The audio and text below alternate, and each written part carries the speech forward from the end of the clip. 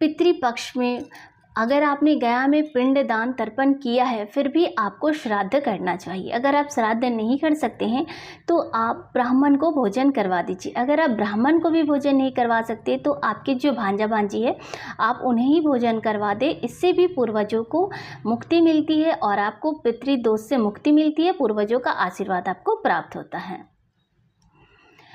तो जब आप ब्राह्मण को भोजन कराएं तो आप ब्राह्मण को दक्षिण दिशा की ओर, उनका मुख दक्षिण दिशा की ओर हो ब्राह्मण का, और आप उन्हें भोजन में ये सब्जी जरूर दें। लौक, तुरई की सब्जी, यानी जिसको तुरई की सब्जी होती है, और उड़द की दाल, ये सब जो है, और खीर, ये सब जब आप पितृपक्ष में किसी ब्राह्मण को वो करवाते हैं भोजन, तो उन पुत्री दोष से मुक्त होते हैं और ब्राह्मण के आशीर्वाद देते हैं, जिससे कि आपके पूर्वज जो है वह आपको ऊपर से आशीर्वाद देते हैं। अगर ब्राह्मण अगर आपके भोजन खा के संतुष्ट हैं तो इसका मतलब है पूर्वज भी आपके संतुष्ट होंगे और आपको वो आशीर्वाद देंगे, जिससे कि आपका पितृदोष कट जाएगा और आपको जो है बहुत उनका आशीर्वाद प्राप्त होगा, जिससे आपका जीवन सुखी बीतेगा और आपकी जो भी परेशानी है, दुख तकलीफ कष्ट है, वो मिट जाएंगे।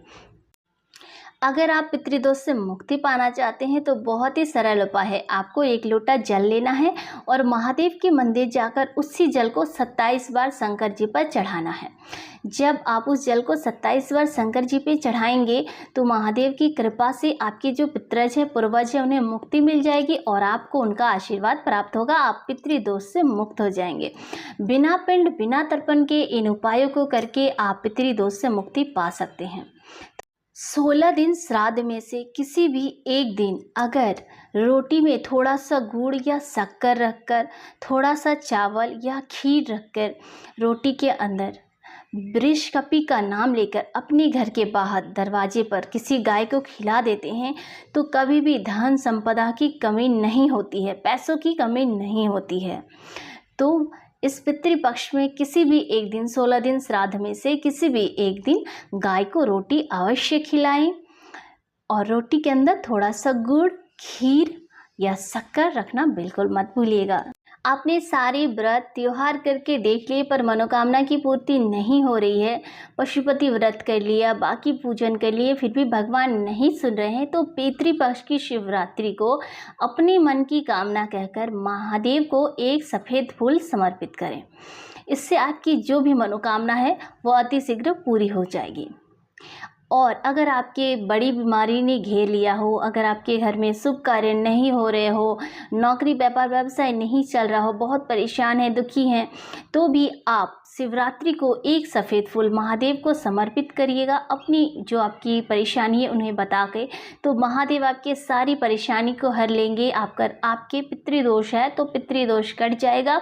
इसीलिए पितृपक्ष की शिवरात्रि को एक सफ़ेद फूल जरूर समर्पित करिएगा, जिससे कि आपके पूर्वज प्रसन्न हो, उनका आशीर्वाद आपको प्राप्त हो और महादेव की कृपा आप सब पर बनी रहे।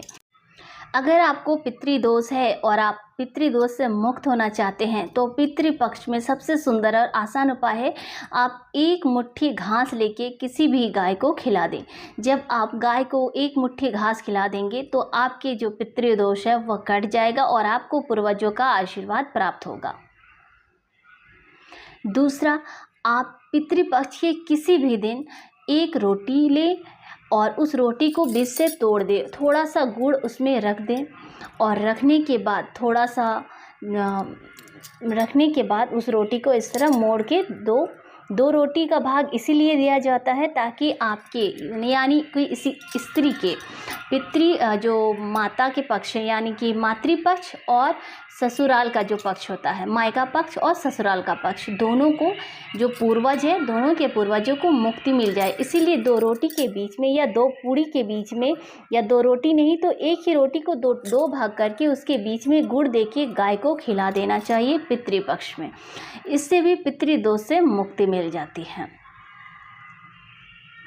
पितृपक्ष में गाय को रोटी खिलाने के साथ साथ अगर 1 रोटी के अंदर आप थोड़ा सा खीर नहीं दे सकते हैं तो थोड़ा सा चावल और थोड़ा सा दूध दे देते हैं और किसी गोमाता को खिला देते हैं वृषकपि का नाम लेके, तो उससे भी पितृदोष से मुक्ति मिल जाती है। पर जब आप गुड़ और रोटी खिलाएं, तब अगर आप पानी नहीं भी पिलाएंगे तो चलेगा। लेकिन जब आप वृषकपि का नाम लेके रोटी में थोड़ा सा चावल या खीर या चावल, अगर खीर नहीं है तो चावल या थोड़ा सा दूध का भाग उसमें दे के वृषकपि के नाम से जब खिलाएंगे गाय को, तो थोड़ा सा पानी जरूर पिला दे। अगर गाय पानी नहीं पी रही है तो कम से कम उसका मुंह पोंछा दे पानी से, इससे आपके पूर्वजों को मुक्ति मिल जाती है। तो पितृपक्ष में वृषकपि का नाम जरूर लें। ये जो वृषकपि का नाम है, इनका नाम लेने से भी पूर्वज जो है, पितृ जो हैं, वो तर जाते हैं।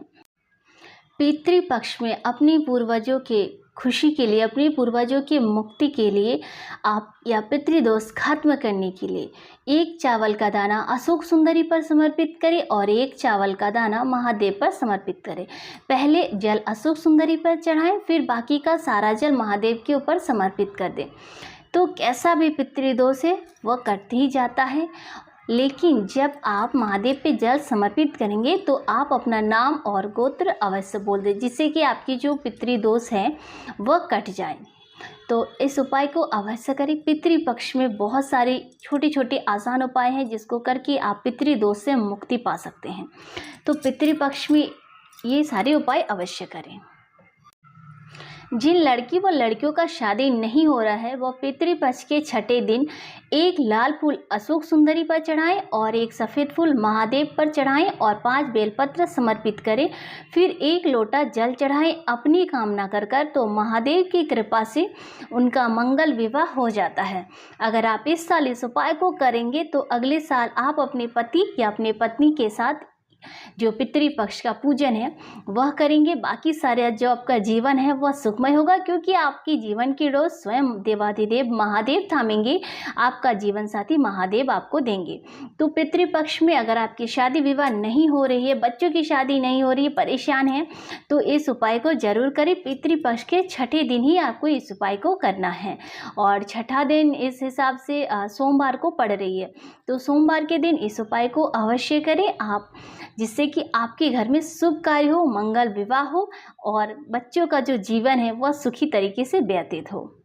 अगर आपको लग रहा है या अगर आपको कोई कह रहे कि आपके घर में पितृदोष है, बच्चों की शादी नहीं हो रही है, बेटा बेटी की शादी नहीं हो रही है, घर में कोई अच्छे कार्य नहीं हो रहे, शुभ कार्य नहीं हो रहे हैं, वंश नहीं बढ़ रहा है, संतान नहीं हो रही है, जीवन में दुख कष्ट पीछा ही नहीं छोड़ रहा है, बीमारियां बढ़ती ही जा रही है, तो अगर पितृदोष का भाव है तो आप कुछ मत करिए। केवल पितृदोष के जो पितृपक्ष जो चल रहा है उसमें जो छठा दिन होता है, छठा दिन, उसमें आपको क्या करना है, आपके घर में जहां आप जल रखते हो वहां पर एक पात्र में गंगा जल रख ले। गंगा जल अगर नहीं है तो आप ऐसे ही नॉर्मल पानी ही रख ले और उसमें एक बेलपत्र डाल के रख दे।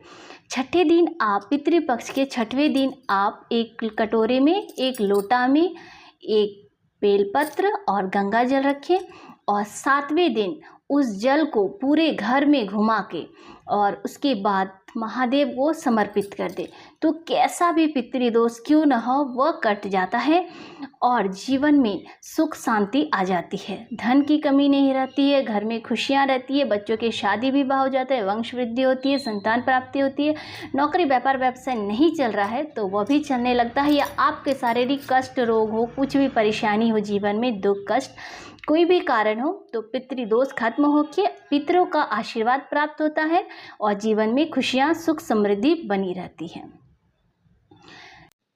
जब आपको लगे कि कोई आपके पीछे पीछे आ रहा है, रात को आप नींद में सो रहे हो और एकदम गहरी नींद में सो रहे हो, अचानक से आपकी नींद खुल जाए या स्वप्न देखते देखते आपकी नींद खुल जाती है, तो समझ लेना कि आपके पितृजों की कृपा आप पे हुई है।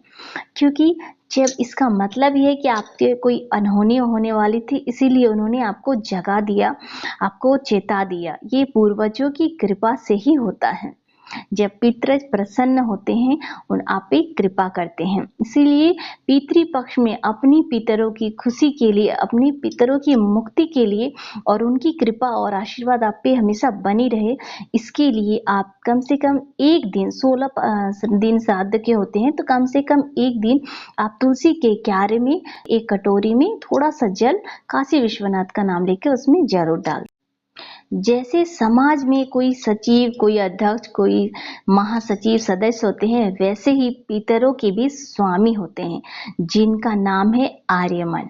जो पितरों के स्वामी हैं, जो पितरों की देखभाल करते हैं, उनके ध्यान रखते हैं। और जब अमावस्या के दिन होते, जब पितृपक्ष प्रारंभ होता है, तो वह धरती में पितरों को भेज देते हैं, और जो पूर्वज होते हैं, पितर होते हैं, वह अपने अपने रिश्तेदार के घर आते हैं, जो उनके अपने हैं उनके घर आते हैं। और जब अमावस्या होता है तो वो चले जाते। इसीलिए अपने पितरों के निमित्त श्राद्ध पक्ष के जो 16 दिन होते हैं, अपने पूर्वजों को प्रसन्न करने के लिए कुछ न कुछ अवश्य करना चाहिए। कम से कम रोज नहीं कर सकते तो कम से कम एक दिन ये इस काम को अवश्य करें। करना क्या है, आप जो गोबर के उपले होते हैं उसको जला के उसमें थोड़ा सा शक्कर और घी छोड़ दे। अगर आप शाम के समय इसको करते हैं तो पूर्वजों की कृपा होती है, पूर्वज प्रसन्न होते हैं और आपको अपना आशीर्वाद देके वापस चले जाते हैं। जो बच्चे एग्जाम देके थक गए हैं, इंटरव्यू देके थक गए, नौकरी नहीं हो रही हो, वह ये उपाय को अवश्य करें। पितृपक्ष में करना क्या है, एक कटोरी में 3 सफेद फूल लेने हैं और 3 सफेद चावल लेने हैं। अपने घर के दरवाजे को खोलकर अपने घर के अंदर उस कटोरी को रख दें। अपना नाम और गोत्र बोलकर, जिस एग्जाम को वो दे रहे हैं इसको बोल के, और मैना, कला और धन्या यह नाम बोल के कुछ देर वहीं पर रहने दें। श्री शिवाय नमस्तुभ्यम का आप जाप करते रहें, हर हर महादेव का जाप करते रहें। उसके बाद उस फूल और चावल को ले जाकर नंदी से स्पर्श कराकर आप अशोक सुंदरी वाली जगह पे रख दें। तो महादेव आपकी नौकरी, आपका जो भी व्यापार व्यवसाय नहीं चल रहा है, वो 3 महीने के अंदर बेड़ा पार करके ही रहते हैं। अगर ये उपाय बच्चे नहीं कर सकते हैं तो यह उपाय उनकी माँ भी कर सकती है घर पे, अपने घर पे। अगर बच्चे बाहर इंटरव्यू दे रहे हैं, पढ़ रहे हैं, कोचिंग सेंटर में नहीं कर सकते, तो अगर उनकी माता भी ये उपाय करे तो बच्चों की नौकरी निश्चित है 3 महीने के अंदर। लेकिन बेटा बेटी का एग्ज़ाम नहीं हो पा रहा है, एग्ज़ाम दे रहे हैं पर इंटरव्यू में पास नहीं हो पा रहे हैं, एग्ज़ाम क्रैक नहीं कर पा रहे हो, बहुत परेशान हो रहे हैं, या नौकरी व्यापार व्यवसाय नहीं चल पा रहा हो, लोन लेने की कोशिश करें नहीं हो पा रहा, दुकान नहीं चल रही हो, बहुत परेशान हो, तो उनके निमित्त अगर उनकी माँ, अगर बच्चे कर सकते हैं तो ठीक, नहीं तो अगर बच्चे बाहर पढ़ रहे हैं, इंटरव्यू कोचिंग की तैयारी कर रहे हैं, तो ये उपाय उनकी माता घर पे कर सकती है। करना क्या है, एक कटोरी में 3 सफेद फूल और 3 चावल के दाने, सफेद चावल के दाने रख ले। अपने घर के दरवाजे को खोलकर और घर के अंदर जब प्रवेश द्वार है वहां पर 3 सफेद फूल, 3 चावल के दाने एक कटोरी में रख दे, कला, मैना और धन्या का नाम लेकर। और ये उपाय पितृपक्ष में किसी दिन कर सकते हैं। कुछ देर वहीं रहने दे उस कटोरी को। उसके बाद वो चावल और सफेद जो 3 फूल और 3 चावल है उसको ले जाके नंदी का स्पर्श करा के अशोक सुंदरी वाली जगह पे रख दें। उस बच्चे का नाम बोलकर, नाम और गोत्र बोलकर, और जिस एग्जाम को वो पास करना चाहते हो वह बोलकर, तो महादेव 3 महीने के अंदर बेड़ा पार करा के ही रहते हैं। नौकरी, व्यापार, व्यवसाय, दुकान चल के ही रहती है। और अगर इंटरव्यू के लिए एग्जाम दे रहे हो, इंटरव्यू कर रहे हो, दे रहे हैं, नौकरी के लिए अप्लाई कर रहे हैं, तो नौकरी भी होके ही रहती है। तो इस उपाय को जरूर करें। बहुत किसी के सपने में मरे हुए लोग आते हैं। मरे हुए लोग ही जो है वो हमारे पितृ यानी पूर्वज कहलाते हैं। तो जब पितृ का इस तरह का सपना आए तो समझिए उसका क्या मतलब है। तो जब सपने में आप अपने पूर्वजों को रोता हुआ देख रहे हैं, इसका मतलब है कि आपके घर में कोई बड़ा सा कष्ट आने वाला है, कोई बड़ी बीमारी घर में आने वाली है, बड़ी तकलीफ आने वाली है। अगर आप देख रहे हैं कि आपके पूर्वज आपके सपने में हंस रहे हैं, खुश हैं, प्रसन्न दिख रहे हैं, तो समझ जाइए कि आपके घर में कोई सुख की घड़ी आने वाली है। और अगर आप सपने में देख रहे हैं कि आपके पूर्वज को भूख लग रही है, प्यास लग रही है, पानी मांग रहे हैं, तो समझ जाइए कि आपके घर में कोई बड़ी बीमारी आने वाली है। तो हमारे पूर्वज जो है हमारे सपने में इसीलिए आते हैं ताकि वह आपको अपनी जो कैसी उनकी हालत है वह बता सके। अगर आप देख रहे हो प्रसन्न हैं, खुश हैं, हंसते हुए, घूमते हुए देख रहे हैं, इसका मतलब आपका घर हमेशा खुशियों से भरा रहेगा, आपके जीवन में कोई नई खुशी आने वाली है।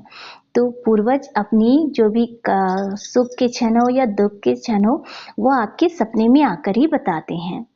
तो इसीलिए अगर आपको ऐसे कुछ सपने आते हैं तो आप पितृपक्ष में जो कुछ उपाय है वो अवश्य करें। पितृपक्ष में अपने घर के या कहीं भी तुलसी के क्यारे में के नीचे एक कटोरा रख दें और काशी विश्वनाथ का नाम लेके उस पर जल डाल दें। अगर आपके पितृज अतृप्त हैं, दुखी हैं, भूखे प्यासे हैं तो उन्हें मुक्ति मिल जाएगी और बिना पिंड बिना तर्पण के।